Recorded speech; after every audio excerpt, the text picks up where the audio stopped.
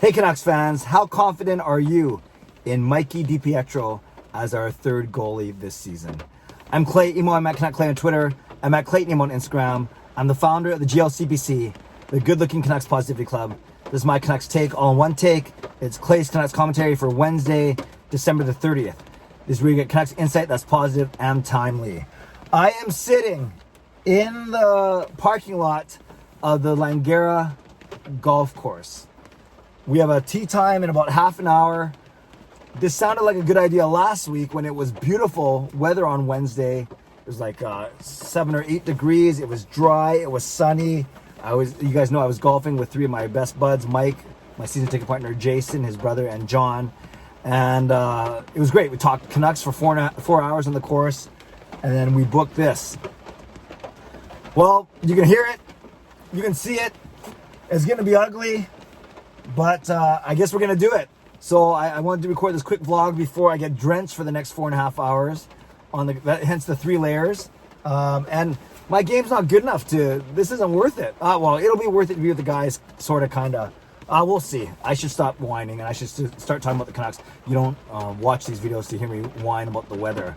And yeah, I want to take advantage of my days off, but I'm not sure if this is what I had in mind. Okay, before I talk about Mikey DiPietro, let's talk about Sami Vatanen. We know that he's a right shot defenseman. He could be a wonderful fit on our third pairing, and we know he's still a UFA right now. Just before I pressed record, I saw that Rick Dhaliwal tweeted out that the Canucks have looped back to Sami Vatanen's agent, just kicking tires or just checking in. So nothing imminent, nothing to announce. And this makes a lot of sense. We've talked a lot on this channel about, do the Canucks need to beef up that third pairing, whether it's the left side or the right side. And you could argue right side would be good because Jordy Ben can play on the left or the right. And then you do have Juolevi and Rathbone coming up on the left.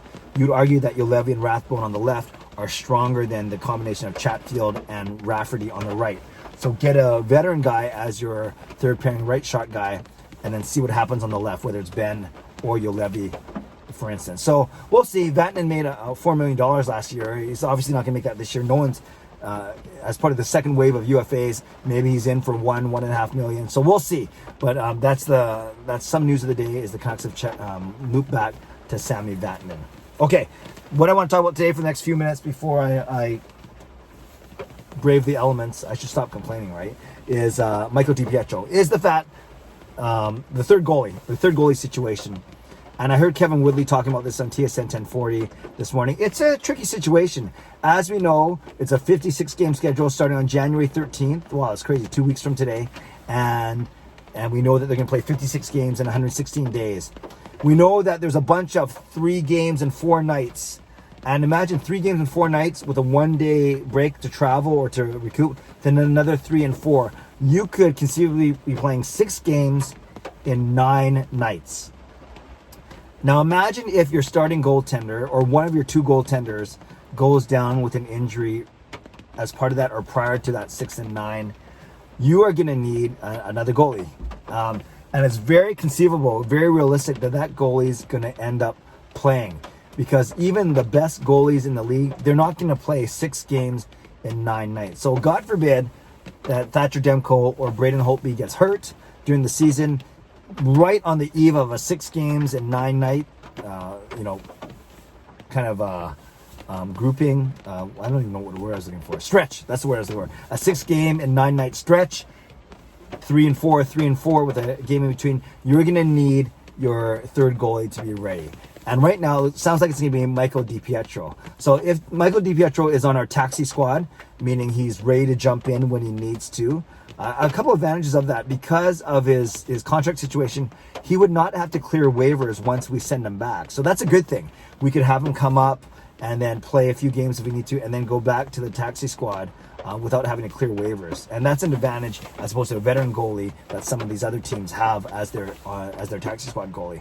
Another advantage for the Canucks is he's on a 2-way contract. So he makes X amount of money when he's playing with the Canucks, but he makes X amount of money in the AHL or the perceived taxi squad, or not perceived, but the actual taxi squad. So the Canucks can actually do a little bit cap gymnastics in playing DiPietro. That's not the primary motivation, but that is a motivation, of course. Then you think if he's on the taxi squad, DiPietro is getting to work with Ian Clark on a daily or a weekly basis, which is excellent for his development, of course. We know how good of a goaltending coach Ian Clark is. Now, the flip side is if he's on the taxi squad, then he's not playing in the AHL. Now, we don't know if there's going to be an AHL season. If there is one, it'll start in February. But if there is an AHL season, you can't compare games in the AHL playing every 2 nights or 2 out of every 3 nights. You can't compare that to a taxi squad working with a goalie coach and 4 or 5 other guys that aren't really playing in meaningful games. You can't replicate game experience. So that would be the one disadvantage, is if the AHL goes through and you have Michael DiPietro up here on the taxi squad, then he's not playing every night, every 2 nights regularly, and not really developing. And I guess that's the biggest, that's going to be the biggest question mark is, and we might not know about the AHL, what their fate is, before the Canucks have to declare their roster. So it sounds like that they're going to go with Michael DiPietro. And if that's the case, if he's the third goalie out of camp, then you just kind of got to live with that decision for this year.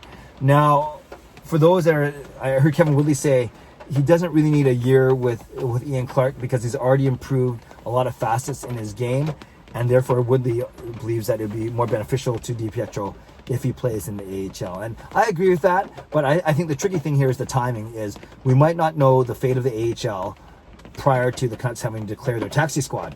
And if that's the case, you know that they're going to want to go with DiPietro, and then if he gets into a few games throughout the season, then that's good experience for him, and they'll get a chance to see what they have in him.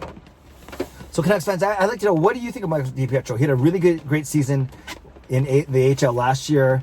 We've only seen him twice in the NHL. Once 2 years ago when he kind of got thrown into that crazy game at home against San Jose. I remember that game because it was the snowy game where I had to get down there in the snow, and it was crazy, and he got lit up.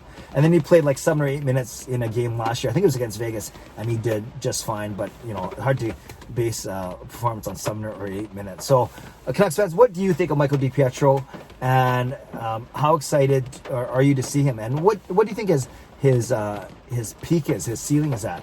Is he going to be a bona fide starter, or, as I tend to think, is he going to be a really good, solid backup goaltender once things get going?